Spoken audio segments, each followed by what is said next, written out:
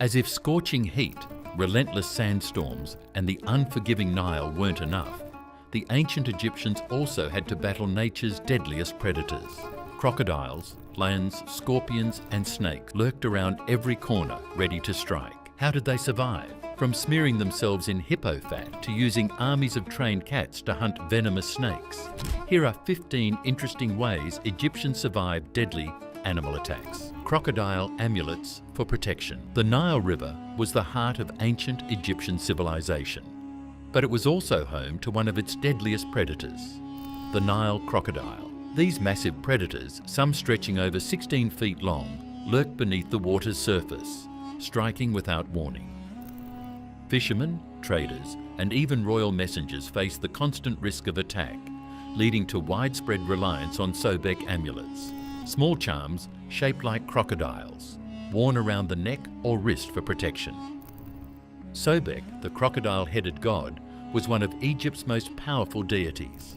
He was both feared and revered, seen as the embodiment of strength, fertility, and protection. Pharaohs aligned themselves with Sobek, hoping to channel his power in battle, but for everyday Egyptians, faith in Sobek was a matter of survival. Many believed that by wearing his likeness, they could avoid crocodile attacks entirely. Amulets weren't the only way people sought his favour. In Crocodilopolis, a city in Fayum, priests raised sacred crocodiles in temple pools, feeding them by hand and decorating them with gold jewellery. These crocodiles were considered physical manifestations of Sobek, and travellers passing through the region offered gifts and prayers, hoping for safe passage on the Nile. Pharaoh Amenemhat III, who expanded irrigation systems in Fayum, heavily promoted Sobek worship, commissioning temples and statues in his honour. His devotion wasn't just religious, it was political. Controlling the Nile was key to the kingdom's power, and by strengthening Sobek's influence, Amenemhat reinforced the belief that Egypt's waters were under divine protection. For fishermen and river travellers, these rituals were more than symbolic. Faith in Sobek made them more cautious, influencing their behaviour near the water. Those who believed they were protected moved more carefully, avoided unnecessary risks, and adhered to safety practices, such as travelling in groups or fetching water from raised platforms instead of wading in. Egyptians also used practical measures alongside their beliefs. Papyrus scrolls from the New Kingdom mention that boats painted with Sobek's image were seen as less likely to be attacked. Even in death, protection from crocodiles remained a concern. Some tombs contained amulets carved from lapis lazuli, a stone believed to enhance divine power. This suggests that Egyptians not only feared crocodiles in life, but also in the afterlife, reinforcing the deep connection between Sobek. Hippo fat as a crocodile repellent. The Nile wasn't just dangerous because of crocodiles. Hippos were just as deadly. These massive creatures could flip boats, trample fishermen, and even kill crocodiles. Despite their aggression, ancient Egyptians found a surprising use for hippos, using their fat as a crocodile repellent. The idea wasn't entirely superstition. Hippos were known to be territorial and aggressive toward crocodiles, often seen chasing them away from their space in the river. Egyptians who closely observed animal behaviour noticed that crocodiles avoided waters where hippos were dominant. This led to the belief that hippo fat contained properties that repelled crocodiles. Evidence of this practice appears in medical papyri and temple inscriptions. Texts from the New Kingdom era, c. 1550 to 1070 BCE, reference the use of animal fats for medicinal and protective purposes, including defense against river dangers. Priests in temples dedicated to Sobek, the crocodile god, were believed to anoint themselves with special oils, some containing hippo fat, before conducting rituals in the Nile. Fishermen, especially those working in Lower Egypt, would rub hippo fat on their arms and legs before wading into the water, hoping it would keep crocodiles at bay. Boatmen travelling from Elephantine to Thebes were said to smear the hulls of their boats with a mixture of hippo fat and natron, a natural salt also used in mummification. Pharaoh Amenhotep II, known for his athleticism and love of hunting, contributed to this practice. He was recorded as having personally hunted both hippos and crocodiles, and some royal decrees promoted the killing of hippos in overpopulated areas. This suggests a controlled supply of hippo fat, possibly for ritual or protective use. However, the effectiveness of this method remains uncertain. While crocodiles might naturally avoid waters dominated by hippos, whether the fat itself had any repellent properties is unknown. Modern studies on animal oils show no scientific evidence that hippo fat repels crocodiles, suggesting that the real benefit might have been psychological. Regardless of its effectiveness, the practice lasted for centuries. Lion traps using hidden pits. While the Nile brought dangers from the water, Egypt's deserts and grasslands had their own threats. Lions. During the pre-dynastic and early dynastic periods, lions roamed much of Egypt's open terrain, hunting livestock and sometimes attacking villages. Pharaohs and nobles hunted them for sport, but for everyday Egyptians, lions were a deadly problem. One of the most effective methods for dealing with lions was the use of hidden pit traps. These were deep, narrow pits dug near watering holes, where lions were known to drink. Hunters and villagers would camouflage the openings with branches, reeds and loose dirt, waiting for an unsuspecting lion to step onto the fragile surface and fall in. Once trapped, the lion could be killed with spears or captured for use in royal hunts. The use of pit traps is documented in tomb reliefs and hunting scenes from the Old Kingdom. A particularly famous example comes from the tomb of Intef II, a Theban ruler from the First Intermediate Period, c. 2112 to 2063 BCE. One inscription details how his hunters lured lions into concealed traps to protect local settlements. These records suggest that lion trapping was an organised effort, often involving experienced hunters and soldiers.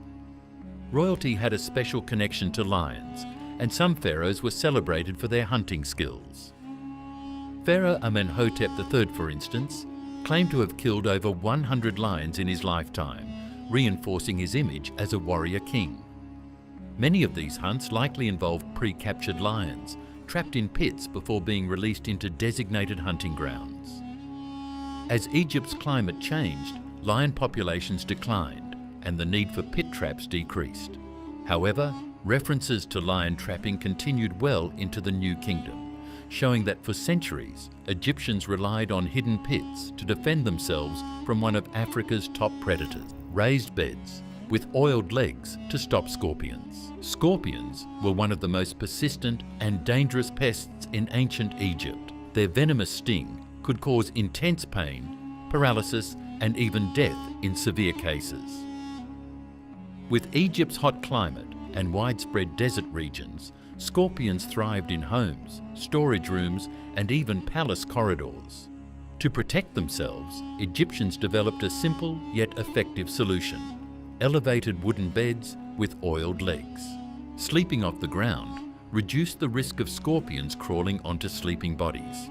But Egyptians took it a step further. They coated the legs of their beds in oil, water, or resin, making it nearly impossible for scorpions to climb up.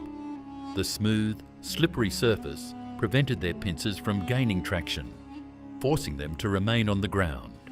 Evidence of these protective beds can be seen in tomb reliefs and surviving wooden furniture from the New Kingdom.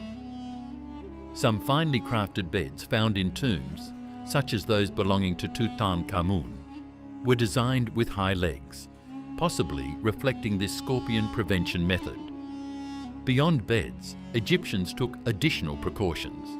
Homes were built with smooth mud brick walls and tightly sealed doorways, reducing the chances of scorpions sneaking in. Some historical texts even mention placing bowls of water beneath beds, further blocking scorpions from reaching the sleepers above.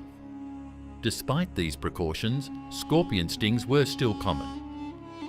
Egyptian medical texts, such as the Ebers Papyrus, c. 1550 BCE, contain remedies and spells to treat venomous bites. Physicians used honey, natron, and various herbs to soothe pain while reciting protective incantations. Raised beds with oiled legs remained a crucial defense against scorpions for centuries. Using cat armies to kill deadly snakes. Snakes, especially cobras and vipers, posed a serious threat in ancient Egypt. These venomous reptiles often slithered into homes, grain stores, and royal palaces, endangering both commoners and nobility. But the Egyptians had an ally in their fight against deadly serpents: cats. Domesticated cats were not just pets, they were trained hunters, used to control the snake population. Egyptians observed that wild cats naturally stalked and killed snakes, leading to their widespread domestication. Over time, these skilled hunters became an essential part of Egyptian households, protecting food supplies, temples, and even pharaohs themselves. The connection between cats and divine protection runs deep in Egyptian history. The goddess Bastet, often depicted as a lioness or domestic cat, symbolized protection, fertility, and warfare.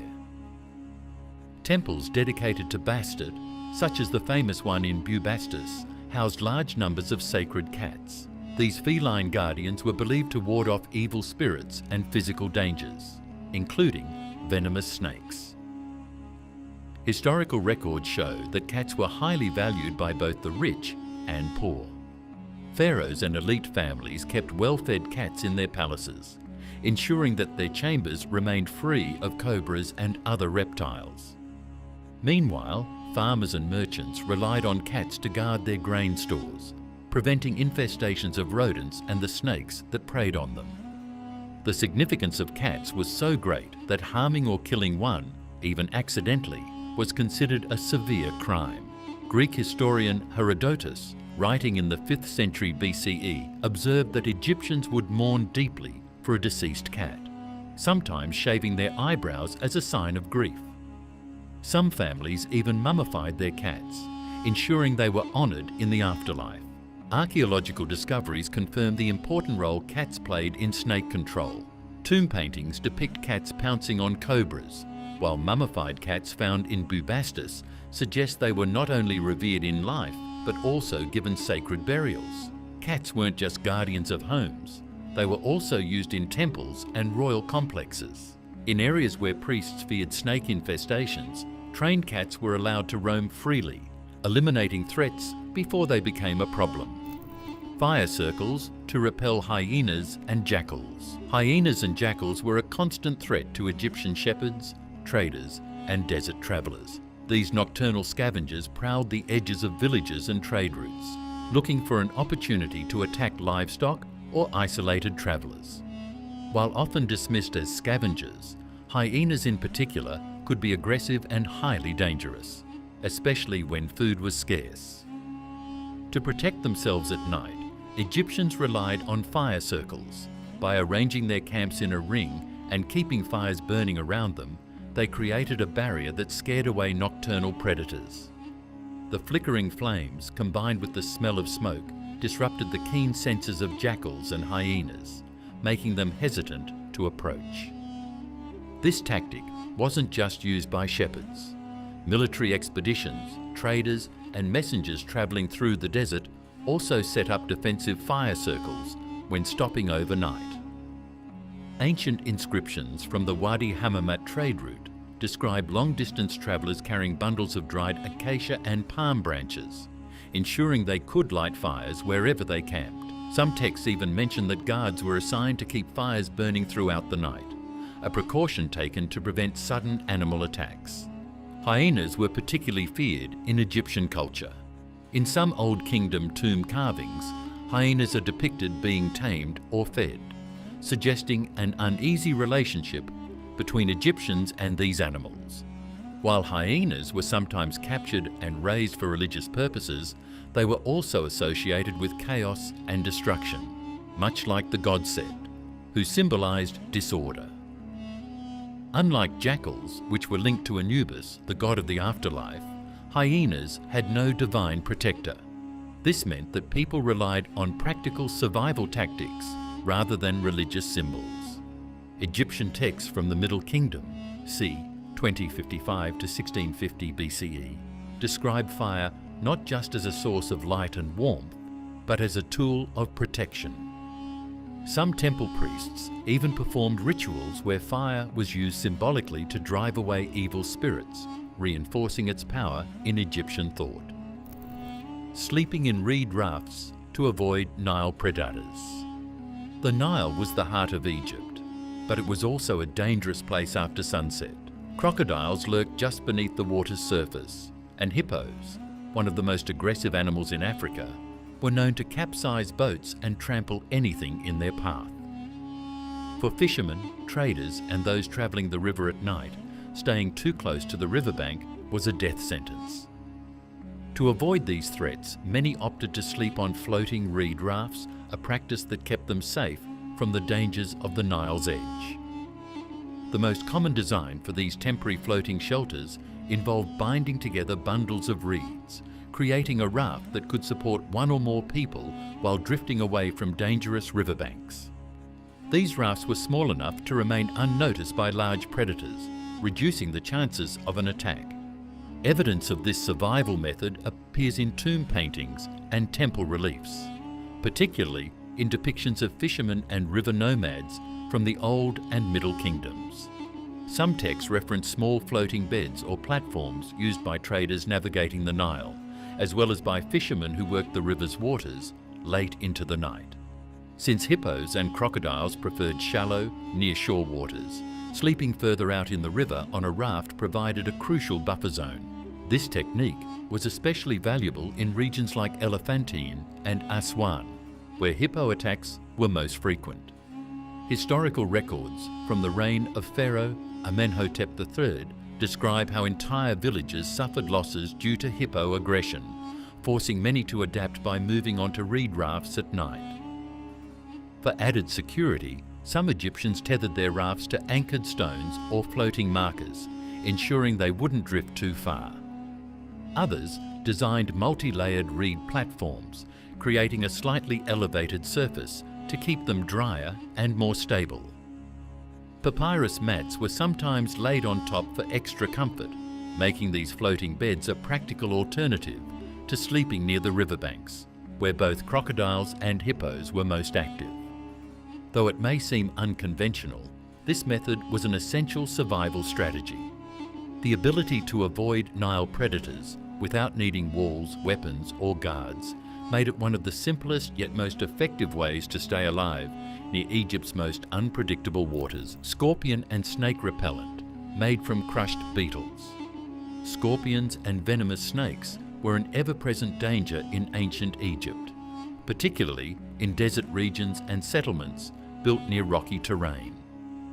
Egyptian homes, temples, and even royal palaces had to contend with these deadly creatures, which often hid in dark corners, under furniture, or within piles of stored grain. While raised beds and protective amulets helped, Egyptians also developed a unique and somewhat unsettling method to repel them, using crushed beetles in special ointments and pastes. The use of insect-based repellents appears in medical papyri and temple inscriptions. One of the oldest known sources, the Ebers Papyrus, describes a mixture made from ground-up beetles, oil and herbs, believed to keep venomous creatures away. The exact properties of these beetles remain uncertain, but some modern insects are known to secrete strong-smelling chemicals that deter predators. It's possible that Egyptians identified beetles with these defensive traits and incorporated them into their own survival techniques. Certain species of scarab beetles and dung beetles were among those most commonly associated with magical and protective properties. The scarab, a sacred symbol of the god Khepri, was linked to rebirth and protection, making it an obvious candidate for use in protective ointments. Some texts suggest that priests and healers use these mixtures in temple rituals, applying them to doorways and personal belongings to prevent snake intrusions. Regions like Thebes and the Fayum oasis, which had a high number of desert-dwelling scorpions and cobras, saw a greater emphasis on these repellents.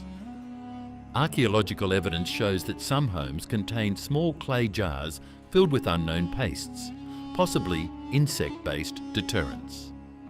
For travellers and soldiers moving through hostile desert landscapes, portable versions of these repellents were made by mixing crushed beetles with natural oils, such as castor oil or palm oil.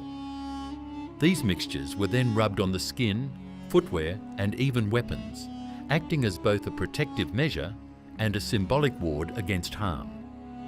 Snakes were closely linked to Egyptian mythology, particularly through the cobra goddess Wadjet, who symbolized protection. Royal crowns often featured a rearing cobra, representing divine power and defense. Some historians suggest that snake-repelling ointments were used by palace guards and high-ranking officials, ensuring that those in power remained safe from unexpected encounters with venomous creatures. The practice of using insects in survival mixtures wasn't unique to Egypt. Similar methods existed in ancient Greece and Mesopotamia. However, the Egyptians refined these techniques, blending practical knowledge with religious symbolism. Jackal teeth charms to ward off wild dogs. The Egyptian desert was home to packs of wild jackals, scavengers that prowled burial sites and open plains, searching for food. While smaller than hyenas, jackals were still a serious danger to both livestock and isolated travellers. Egyptian hunters, desert traders, and shepherds developed a spiritual and practical response. Jackal teeth charms worn as protection. Jackals had a complicated role in Egyptian culture. On one hand, they were feared predators that raided villages, attacked livestock, and stole from food stores. On the other hand, they were closely linked to Anubis, the jackal-headed god of the dead. Egyptians believed that jackals guarded the entrances to the afterlife, guiding souls to the underworld. This belief turned their sharp teeth into powerful protective symbols, used to ward off both physical and supernatural threats. Archaeologists have uncovered jackal teeth necklaces, pendants, and amulets in burial sites dating back to the Middle Kingdom, c. 2055 to 1650 BCE. Some were worn by hunters and travellers, while others were placed in tombs to protect the dead from wandering spirits. The teeth, often strung together with beads of lapis lazuli or gold, were believed to channel the protective energy of Anubis, keeping wearers safe from danger. Shepherds in Upper Egypt, particularly in the Fayum and Asiyut regions, were known to carry jackal teeth amulets when tending to their flocks. These charms weren't just for spiritual protection. Some Egyptians believed that wearing actual jackal teeth made the wearer less likely to be attacked by jackals, as if the animals recognized their own kind. Hunters in desert regions sometimes rubbed jackal teeth against their weapons, hoping to gain the animal's speed and cunning. Temple inscriptions suggest that some priests and high-ranking officials kept jackal-related charms as well. Anubis, being the guardian of tombs and mummification, was an essential figure in Egyptian religious life. Jackal teeth amulets were sometimes buried with priests or placed near entranceways to tombs, where they served as spiritual guardians. While modern science doesn't support the idea that wearing jackal teeth repelled real jackals, belief in their power shaped Egyptian behaviour. A shepherd who trusted in his amulet may have moved with greater confidence, avoiding hesitation that could leave him vulnerable. Loud drums and horns to scare hippos. The Nile River was the backbone of Egyptian civilization, but it was also home to one of the most unexpectedly aggressive creatures, the hippopotamus. Unlike crocodiles, which hunted primarily in the water, hippos were just as dangerous on land. Weighing over 3,000 pounds, these massive animals could capsize boats, trample fishermen, and attack entire villages. Ancient Egyptians developed various ways to avoid hippos, but one of the most reliable methods was using loud drums and horns to scare them away. Egyptian sailors, fishermen and traders often travelled the Nile in small wooden boats and reed vessels, making them vulnerable to hippo attacks. Hippos were known to defend their territory aggressively, especially at night. To prevent deadly encounters, Egyptians carried percussion instruments such as hand drums, rattles and horns, which they used to create loud noises whenever hippos were nearby. Some of the earliest references to this practice come from tomb inscriptions and temple carvings depicting Nile expeditions. Reliefs from the Temple of Kom Ombo, a structure dedicated partly to Sobek, the crocodile god, show fishermen using noise-making instruments in river scenes. Additionally, papyri from the New Kingdom mention rituals where loud sounds were used to ward off dangerous animals. One of the most well-documented uses of this method occurred during the reign of Pharaoh Amenhotep II. Known for his athleticism and military prowess, Amenhotep often led hunting expeditions along the Nile, including controlled hippo hunts. Some records describe how his men used horns and rhythmic drumming to flush out hippos, forcing them toward designated hunting zones. Beyond hunting, this method was essential for nighttime safety. River workers and merchants travelling between Aswan and Memphis would sometimes camp near hippo-inhabited waters. Before settling for the night, they beat drums and sounded horns to drive hippos away from their campsites, reducing the risk of a surprise attack. The effectiveness of loud noises likely stemmed from the fact that hippos communicate through low-frequency sounds, and sudden loud noises disrupted their behaviour. Similar techniques were later documented among Nubian tribes and other African cultures, suggesting that Egyptians may have pioneered an early form of animal deterrence that persisted for centuries. Even though hippos were feared, they were also highly respected in Egyptian culture. The goddess Taweret, often depicted as a pregnant hippopotamus, symbolized fertility and protection, particularly for mothers and children. Poisoned meat to kill predators. Egyptian settlements weren't just threatened by river creatures. Desert predators like lions, hyenas and leopards also posed serious dangers. While hunting was one way to deal with them, Egyptians developed an easier and deadlier alternative, leaving out poisoned meat to eliminate aggressive predators. Lions were especially feared in ancient Egypt. In the early dynastic period, c. 3100 BCE to 686 BCE, lions roamed much of Egypt's grasslands and desert edges, preying on cattle, donkeys and even humans. Pharaohs often portrayed themselves as lion hunters, reinforcing their power over both the land and its wild beasts. However, for farmers and desert traders, hunting lions wasn't always an option. They needed a way to eliminate threats without direct confrontation. Poisoning became a favoured tactic.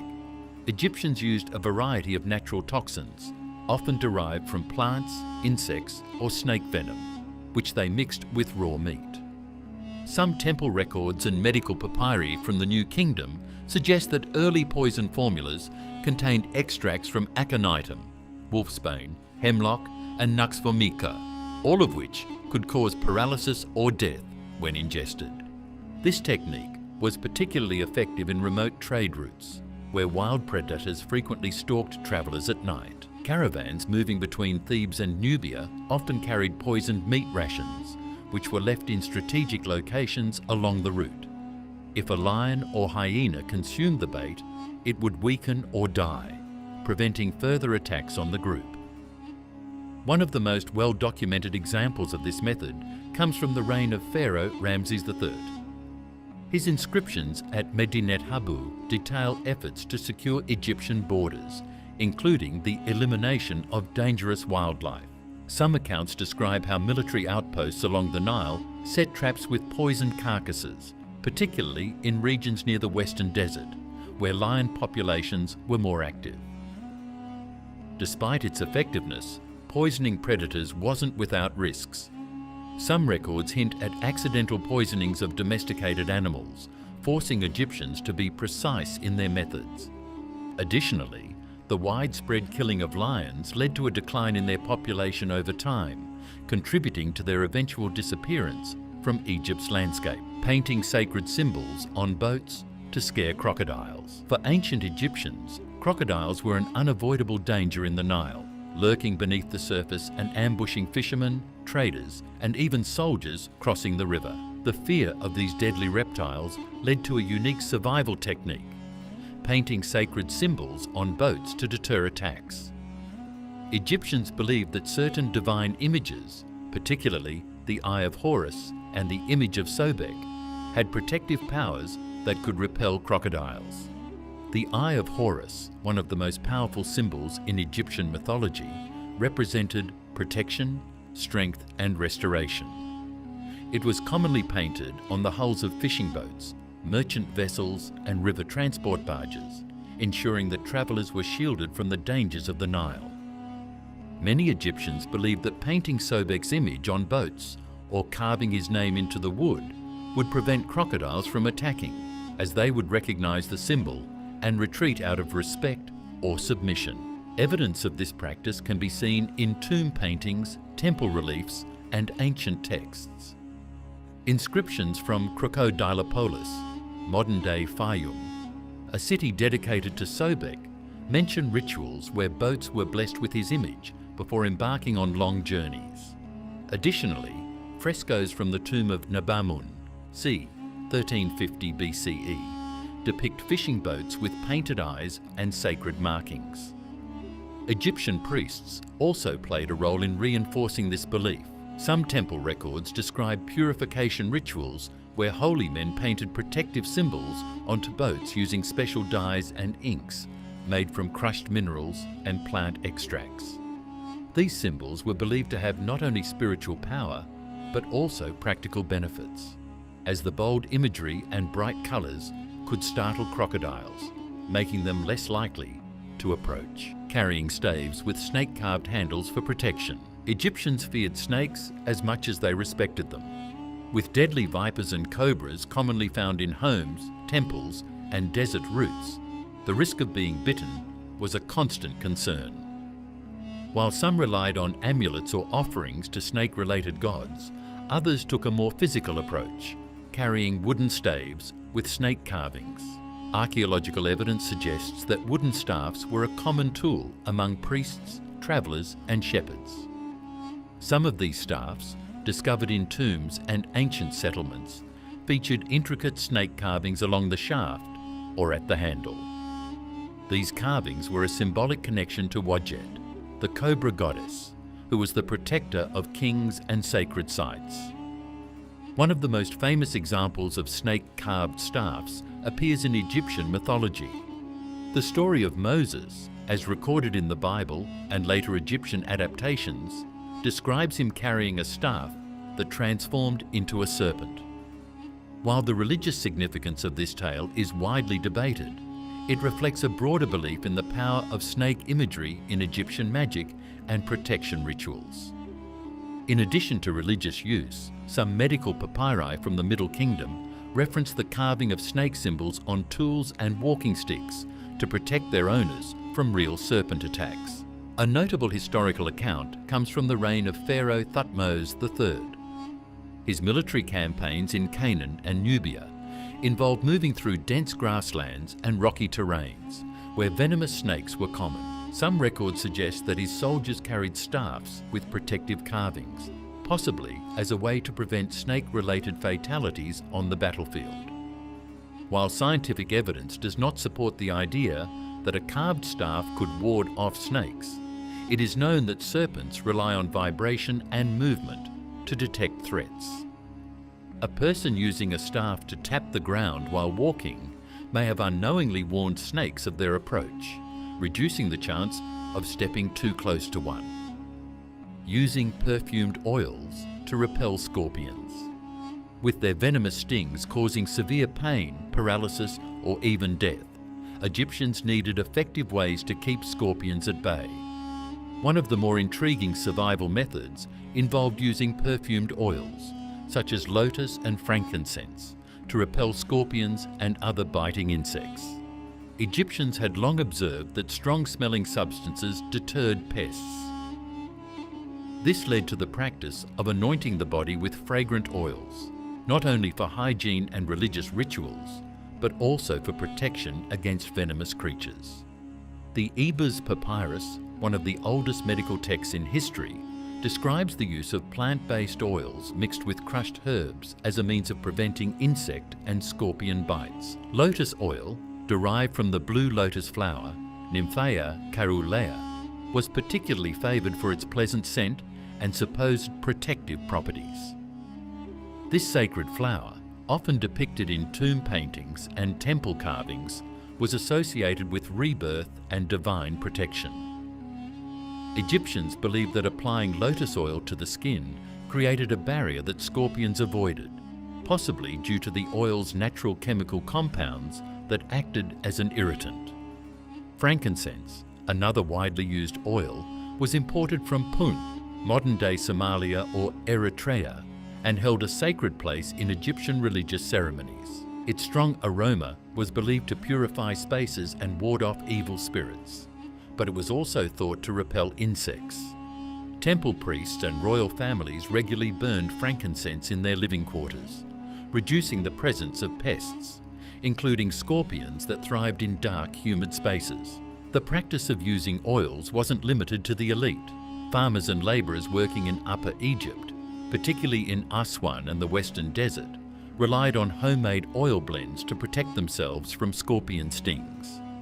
Some accounts suggest that merchants and traders carried small vials of perfumed oil when travelling through high-risk desert regions, applying the substance before sleeping outdoors. Archaeologists have uncovered ceramic jars and alabaster containers filled with traces of aromatic oils in ancient Egyptian tombs, suggesting that even in death, Egyptians sought protection from scorpions and other pests. Some burial sites included instructions on how to apply oils for eternal protection, reinforcing the belief that these substances were effective deterrents. Decoy animals used to distract predators. Historical accounts suggest that Egyptians understood the hunting behaviours of large predators. Lions and jackals relied on quick ambush attacks, often targeting the slowest or weakest member of a group. Egyptian traders and travellers used this to their advantage, bringing along goats, donkeys, or other livestock as expendable sacrifices in case of an ambush.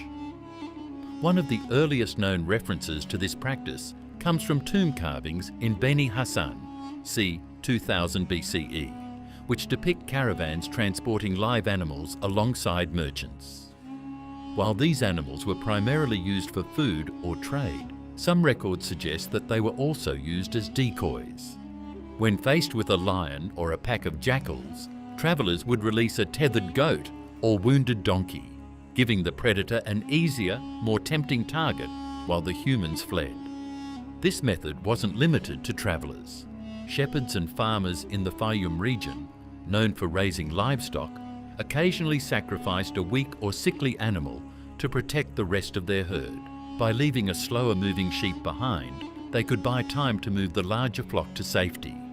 This tactic prevented devastating losses, ensuring that most of the animals and their owners survived encounters with predators. The practice of using decoy animals wasn't unique to Egypt. The Romans later employed similar tactics in their gladiatorial games, using sacrificial animals to distract wild beasts before fights began. Pharaohs and military leaders were also aware of these predator threats. Amenhotep III, known for his grand lion hunts, recorded the use of bait animals to lure lions out into the open, making them easier targets for hunters. Though it may seem cruel by today's standards, this method was an essential part of survival in a world where humans were not always the top predators.